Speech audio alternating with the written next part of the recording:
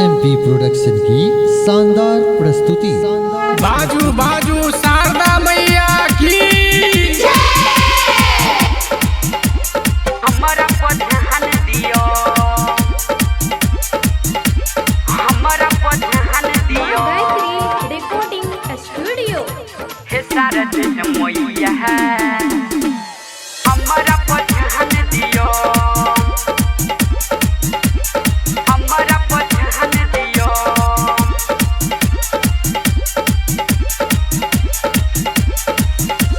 मूर्ति लएलहु मंदिर सजेलहु, मूर्ति लएलहु मंदिर सजेलहु, तहियो नहीं हमारा पर ध्यान देलहुँ। हे सरस्वती मैया नहीं हमारा पर ध्यान देलहुँ। हे सरस्वती मैया नहीं हमारा पर ध्यान देलहुँ। हमारा पर ध्यान दिलो, नहीं हमारा पर ध्यान दिलो,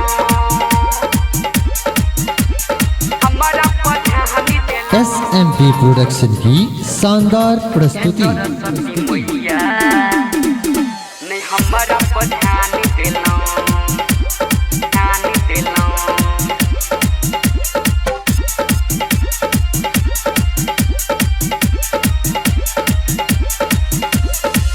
पढ़ल हम जाइ छी स्कूल, होई नहीं छी पास गे।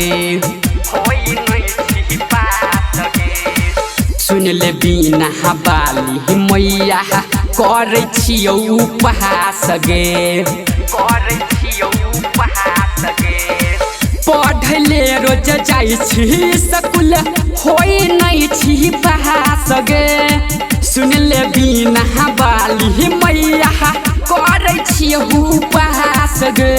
हमरो पर एक बेर आँखि खोल दियो हे शारद मैया, हमारा पर ध्यान दियो। हे सरस्वती मैया हमारा पर ध्यान दियो। हमारा पर ध्यान दियो, हमारा पर ध्यान दियो, हमारा पर ध्यान दियो। अभी आप सुन रहे हैं सावरिया म्यूजिक। हे शारद मैया हमारा पर ध्यान दियो, हमारा पर ध्यान दियो, हमारा पर ध्यान दियो।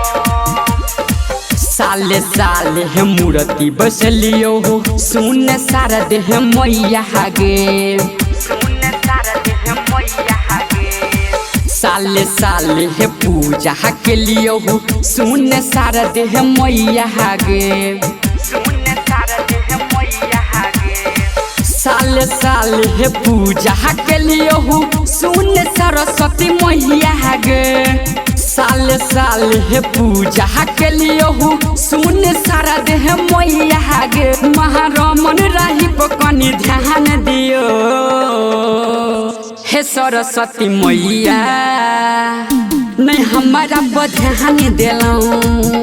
हे सरस्वती मैया नहीं हमारा पर ध्यान देलहुँ। मूर्ति लएलहु मंदिर सजेलहु, मूर्ति लएलहु मंदिर सजेलहु, तैयो नहीं हमारा पर ध्यान देलहुँ। हे सरस्वती मैया नहीं हमारा पर ध्यान देलहुँ। हे सरस्वती मैया नहीं हमारा पर ध्यान देलहुँ। एसएमपी प्रोडक्शन की शानदार प्रस्तुति।